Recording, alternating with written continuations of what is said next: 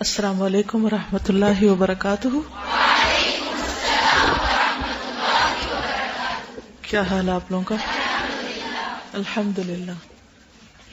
نحمده ونصلی علی رسولہ الکریم. اما بعد فاعوذ باللہ من الشیطان الرجیم. بسم اللہ الرحمن الرحیم. رب اشرح لی صدری ویسر لی امری واحلل عقدۃ من لسانی یفقہوا قولی. الحمدللہ ہم گزشتہ کچھ سیشنز میں پڑھ چکے ہیں وفات کے بارے میں اور وفات کے موقع پر پیش آنے والے امور جو میت کو پیش آتے ہیں اور اس کے بعد اس کے گھر والوں کو. کفن، دفن، جنازہ، قبر کا حساب، سوالات کے بعد دوسری طرف ساتھ ہی جو لواحقین ہوتے ہیں میت کے پیچھے رہنے والے، ان کے اندر ایک غم کی لہر دوڑ جاتی ہے. اور ہمارے ہاں عام طور پر ایسے مواقع پر سوگ منانے کا رواج ہے. تو اس بارے میں اسلام کیا کہتا ہے، آج ہم سوگ کے بارے میں پڑھیں گے. سوگ کا معنی ہوتا ہے غم منانا. اس سلسلے میں قرآن و سنت سے ہمیں کیا پتہ چلتا ہے؟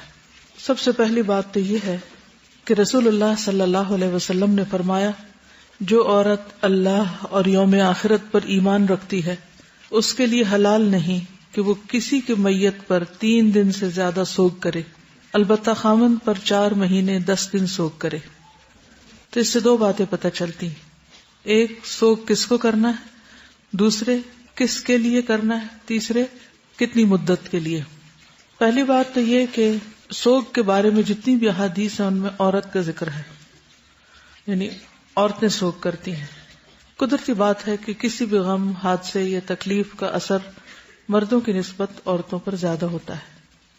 مردوں کو اگر کوئی غم اور تکلیف ہوتی بھی ہے تو وہ عموماً اس کو ضبط کر جاتے ہیں یا دل پہ لے لیتے ہیں یا ظاہر نہیں کرتے، جبکہ عورتیں ایسے مواقع پر اپنے آپ کو بمشکل کنٹرول کرتی ہیں، بعض اوقات کرتی ہی نہیں.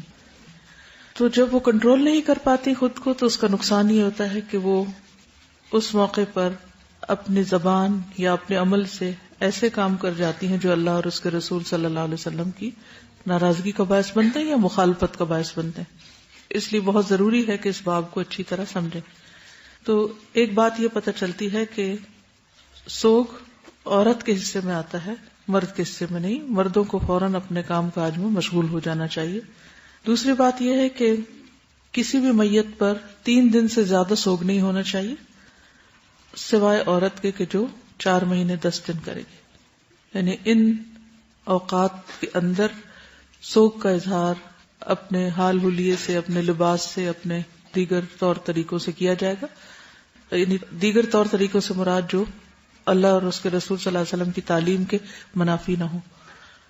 سوگ کے لیے خود ساختہ طریقے اختیار کرنا، حد سے بڑھ جانا، معاشرتی رسم و رواج کو فالو کرنا یہ درست نہیں، کیونکہ مومن کا کوئی بھی کام اللہ اور اس کے رسول صلی اللہ علیہ وسلم کی تعلیم کے خلاف نہیں ہوتا. یہ بخاری کی روایت ہے. ام عطیہ کہتی ہیں کہ ہمیں کسی میت پر 3 دن سے زیادہ سوگ سے منع کیا جاتا تھا. ٹھیک ہے.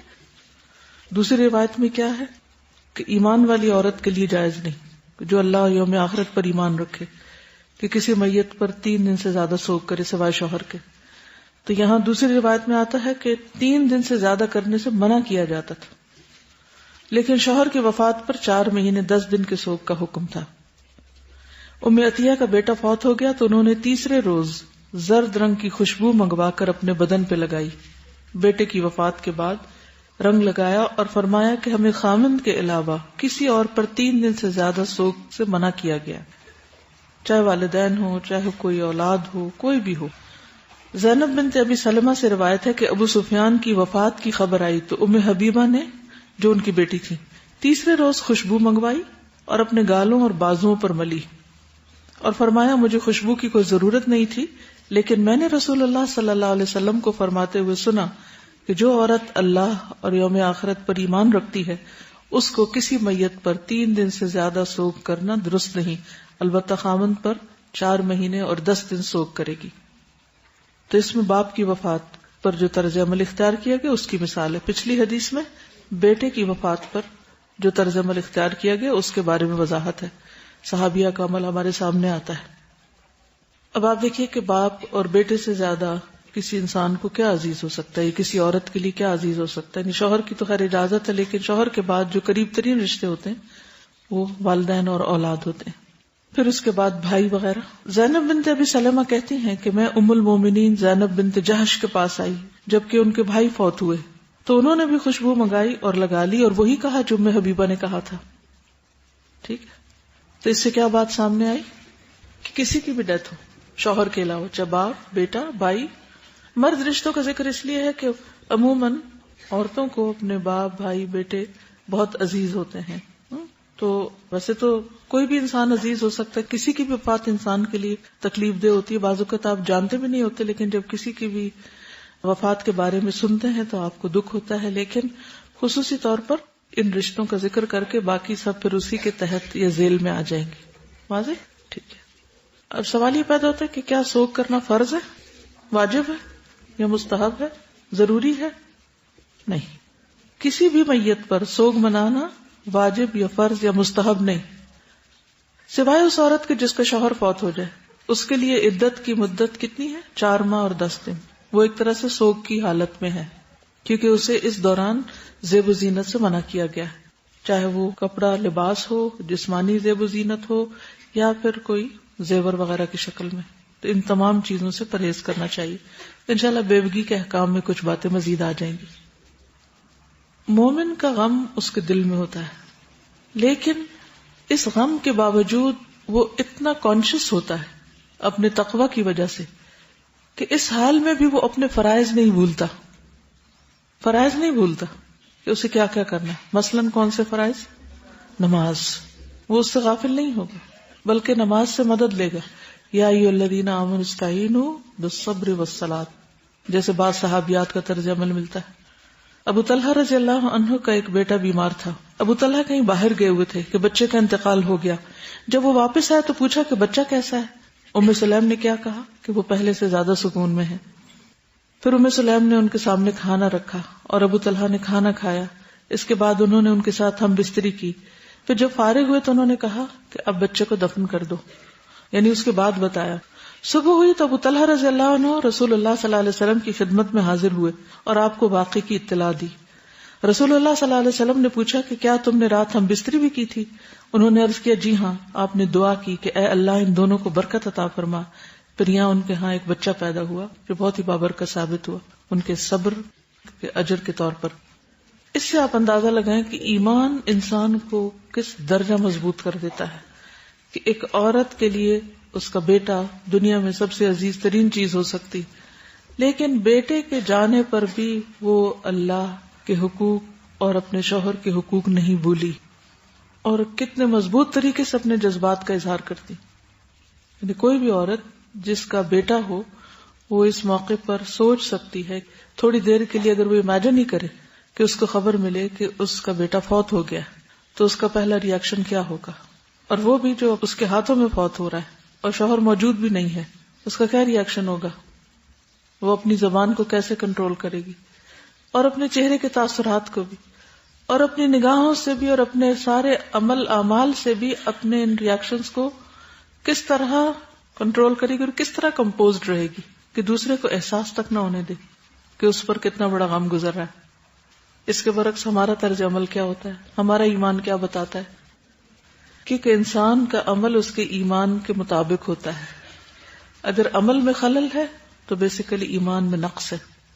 چیخنا، چلانا، غلط باتیں زبان سے نکالنا، لوگوں کے ساتھ مس بہیو کرنا، یہ سب کیا ظاہر کرتا ہے؟ اس سے کیا پتہ چلتا ہے؟ ایمان میں خلل ہے. صحابیات کے اندر اس درجے کی اخلاقی بلندی کہاں سے آئی تھی؟ کیا چیز لے کر آئی تھی؟ آپ دیکھیے کہ ہم سب غور کریں، توجہ کریں کہ ہمارے اپنے شوہروں کے ساتھ کیا معاملات ہیں. ہر گھر میں لڑائی فساد کیوں ہے؟ شوہر کیوں نالاں ہوتے؟ کبھی عورتیں دنیا کی طرف ہوتی ہیں تو شوہروں کے حقوق ادا نہیں کرتی، اور کبھی دین کی طرف آ جاتی ہیں تو شوہروں سے بے نیاز ہونے لگتی ہیں اور ان کا حق ادا نہیں کرتی. یہ دونوں صورتیں جو ہیں یہ باہمی تعلقات کے لیے سخت خرابی کا باعث بنتے ہیں. شوہر کی جو بھی ڈیمانڈز ہوں یا شوہر کی جو بھی ضروریات ہوں وہ اس کے اندر کس نے رکھی؟ اس کا یہ مزاج کس نے بنایا؟ اس کے اندر یہ نیڈ کس نے رکھی؟ اللہ نے رکھی. اگر وہ اپنی بیوی سے کسی چیز کا تقاضا کرتا ہے جس کو بیوی کا دل نہیں مانتا تو بھی اسے کیا کرنا چاہیے ایسے موقع پر؟ کیا سوچ کے شوہر کا حق ادا کرنا چاہیے کہ اللہ کا حکم ہے اور میرے اس صبر کا اجر مجھے رب دے گا، کیونکہ اللہ محسنین کا اجر نہیں مارتا۔ نہ صرف یہ کہ اللہ کی طرف سے رحمتوں اور برکتوں کی نوازش ہوتی ہے، بلکہ اس کے ساتھ ساتھ جب باہمی تعلقات درست ہوتے تو خیر و بھلائی نسلوں تک جاتی، اور جب ایک میاں بیوی کے اندر بگاڑ پیدا ہوتے جو سراسر ایک ابلیسی عمل ہے تو اس کا نقصان کہاں تک جاتا ہے۔ کیا اس طرح کے ریاکشن کرنے سے تم کیا جانو، تمہیں کیا پتا میرے دل پہ کیا گزر رہی ہے، بیٹا فوت ہو گیا اور تمہیں اپنی عیاشی سوجی ہے وغیرہ وغیرہ۔ تو ام سلیم کا یہ طرز عمل بہت ہی زبردست نمونہ ہے ان تمام خواتین کے لیے جو ایماندار ہونے کا دعویٰ کرتی کہ غم کچھ بھی ہو اپنے فرائض نہیں بھولنے، اللہ کے حقوق نہیں بھولنے، بندوں کے حقوق نہیں بھولنے۔ اس وقت ایک بیٹا فوت ہوا ہے، باقی بچوں کی کیا ڈیمانڈ ہے، انہیں کھانا ملا یا نہیں، وہ اسکول گئے ہیں یا نہیں، ان کی پڑھائی کا کیا ہو رہا ہے، ان کی اور ضروریات کا کیا ہو رہا ہے۔ یہ تو نہیں کہ جی ایک بیٹا چلا گیا اور آپ اب رو رہے ہیں اور سارا دن آپ بستر میں پڑے ہوئے ہیں اور آپ سلیپنگ پلز کھا کے دنیا بھر سے غافل ہو چکے ہیں، کیا ہے جی اپنے دل کو تسلی دے رہے ہیں۔ یہ طرز عمل درست نہیں۔ ٹھیک ہے کنٹرول بہت مشکل کام ہے، لیکن اجر بھی تو اسی میں ہے۔ مضبوط بنیے، اور مضبوطی نہیں آ سکتی مگر وہ جو اللہ دیتا ہے بندے کو۔ تو اللہ کی طرف ایسے موقع پر رجوع کیجئے اور اپنے آپ کو اللہ کے سپرد کیجئے اور اللہ کا سہارا تھامیے، اور اپنے آپ کو اپنے نفس کے حوالے نہ کیجئے۔ اس وقت ہمیں کیا دعا مانگنے کے لیے کہا گیا ہے؟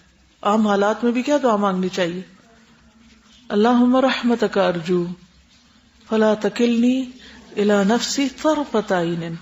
اللہ تجھ پہ توکل کرنا چاہتی، تجھ پر ہی بھروسہ ہے، تیری رحمت کی امیدوار ہوں، تو مجھے میرے نفس کے حوالے نہ کر ایک لمحے کے لیے بھی، کیونکہ لمحے کے لیے بھی یہ گرا تو گئی میں۔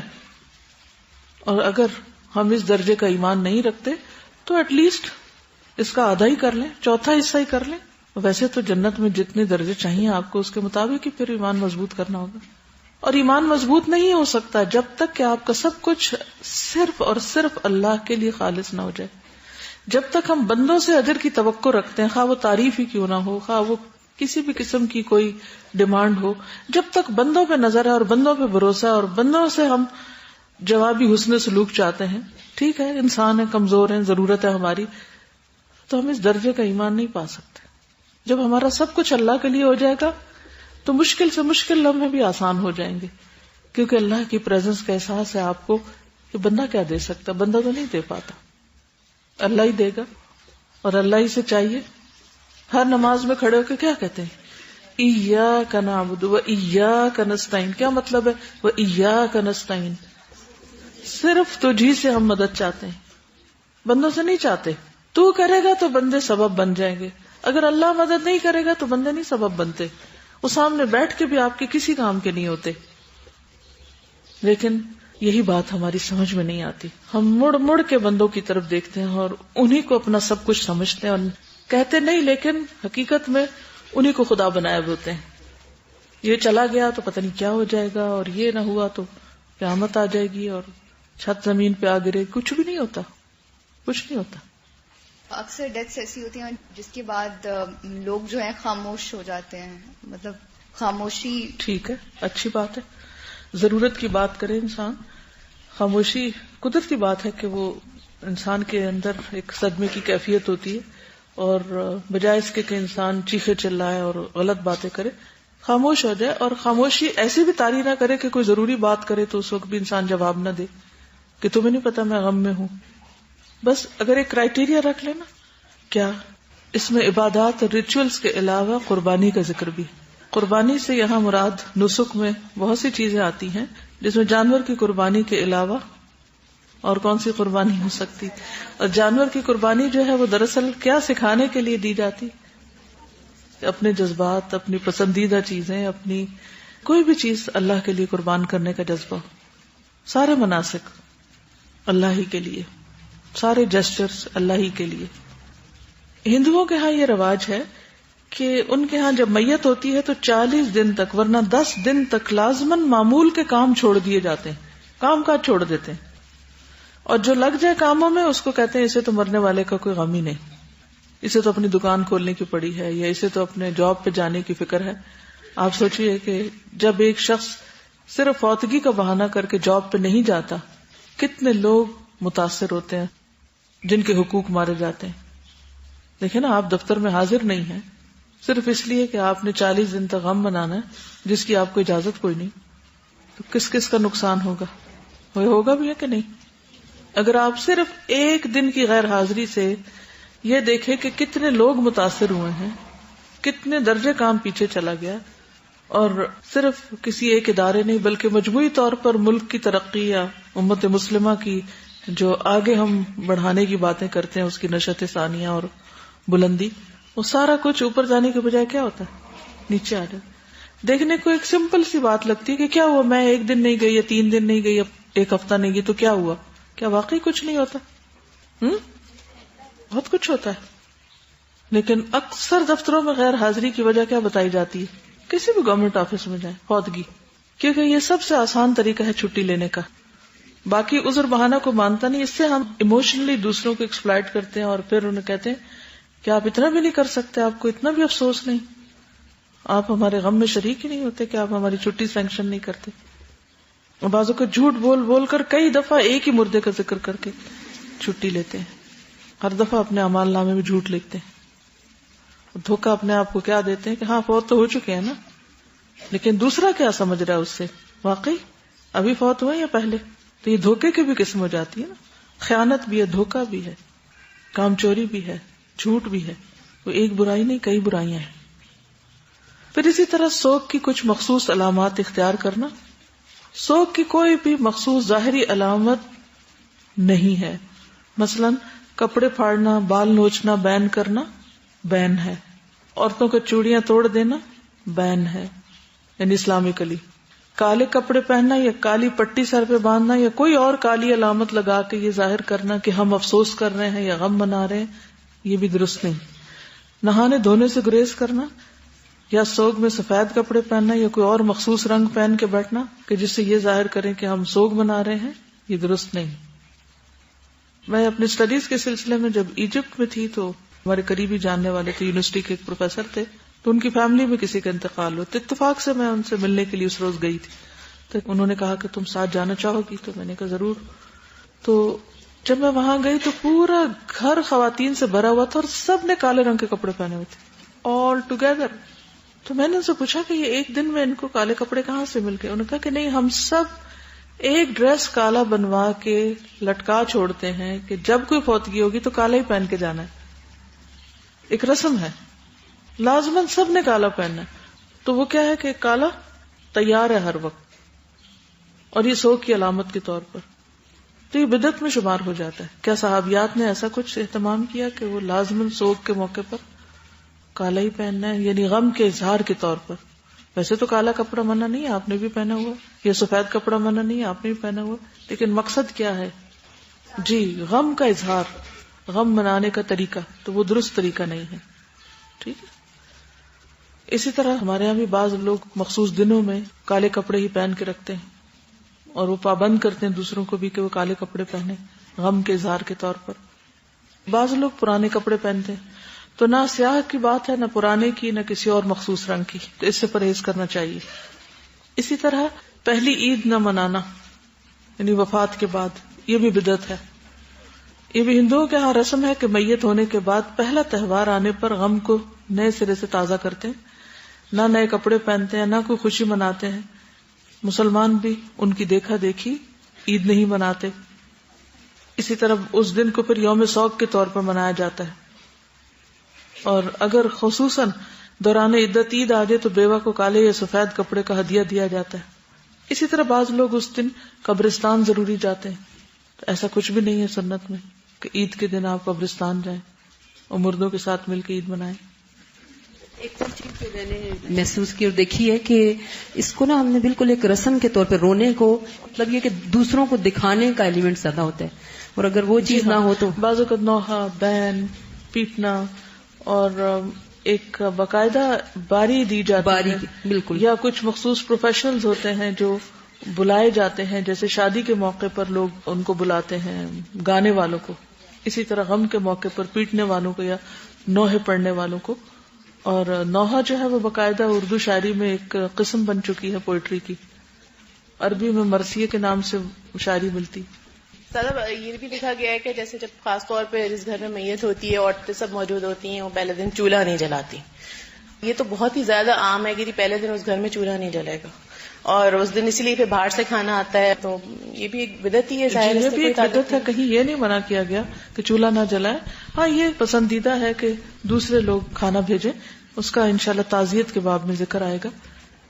جی تازہ ایسے ہے کہ جب ڈیتھ ہوتی ہے کسی کے شوہر کی تو اس کا اسی وقت کچھ لوگ ایسے کرتے ہیں کہ ابھی اسی وقت زیور اتارو، وہ اتر نہیں رہا ہوتا تو اس کھینچاتانی شروع کر دیتے ہیں گھر میں. ادھر سے مطلب ایک طرف ڈیتھ ہوئی اور ایک طرف یہ مسئلہ بنا ہوا ہوتا ہے کہ فوراً یہ اتارا جائے.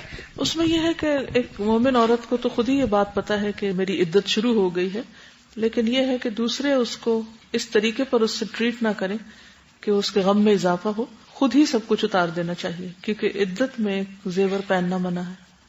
In Hinduism, it's that a widow, after her husband dies, she cannot wear any colored clothes at all.